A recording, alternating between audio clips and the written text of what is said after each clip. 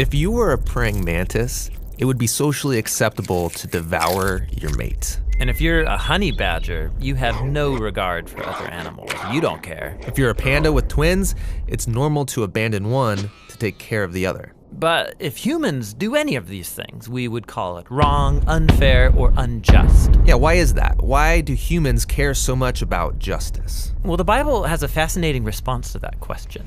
On page 1, humans are set apart from all other creatures as the image of God. Yeah, God's representatives who rule the world by his definition of good and evil. And this identity, it's the bedrock of the Bible's view of justice. All humans are equal before God and have the right to be treated with dignity and fairness no matter who you are. And that would be nice if we all did that. But we know how the world really works.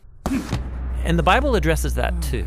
It shows how we are constantly redefining good and evil to our own advantage at the expense of others. Yeah, self-preservation. And the weaker someone is, the easier it is to take advantage of them. And so in the biblical story, we see this happening on a personal level, but also in families, and then in communities, and in whole civilizations that create injustice, especially towards the vulnerable.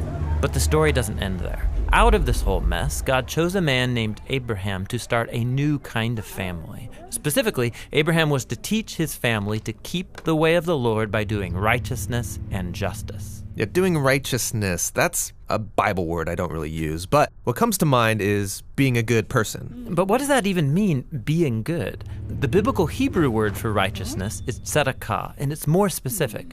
It's an ethical standard that refers to right relationships between people. It's about treating others as the image of God, with the God-given dignity they deserve. And this word justice, it's the Hebrew word mishpat. It can refer to retributive justice. Like if I steal something, I pay the consequences. Exactly.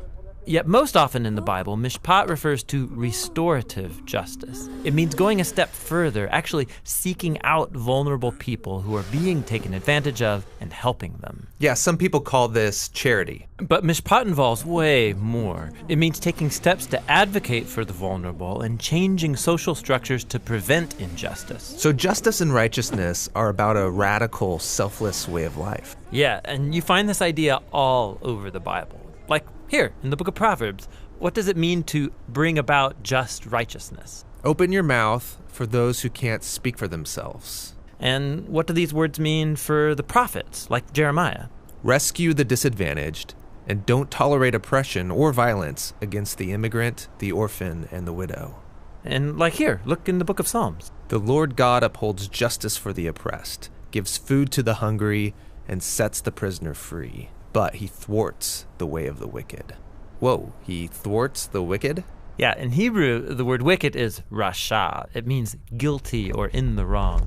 It refers to someone who mistreats another human, ignoring their dignity as an image of God. So justice and righteousness is a big deal to God. Yes, it's what Abraham's family, the Israelites, were to be all about.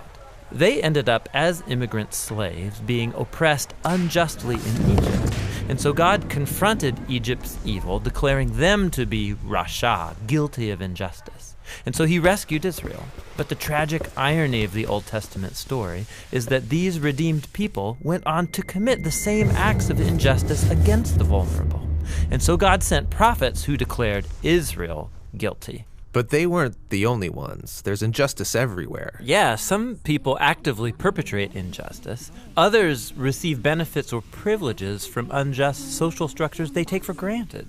And sadly, history has shown that when the oppressed gain power, they often become oppressors themselves. So we all participate in injustice, actively or passively, even unintentionally. We're all the guilty ones. And so this is the surprising message of the biblical story.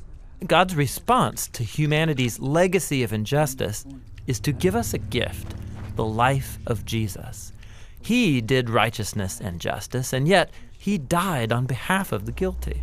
But then God declared Jesus to be the righteous one when he rose from the dead. And so now Jesus offers his life to the guilty so that they too can be declared righteous before God, not because of anything they've done, but because of what Jesus did for them.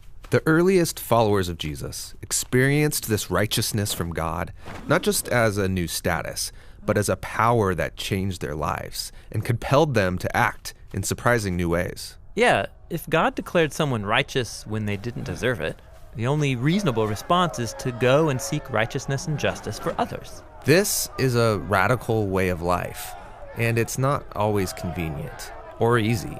It's courageously making other people's problems my problems. This is what Jesus meant by loving your neighbor as yourself. It's about a lifetime commitment fueled by the words of the ancient prophet Micah. God has told you, humans, what is good, and what the Lord requires of you is to do justice, to love mercy, and to walk humbly with your God.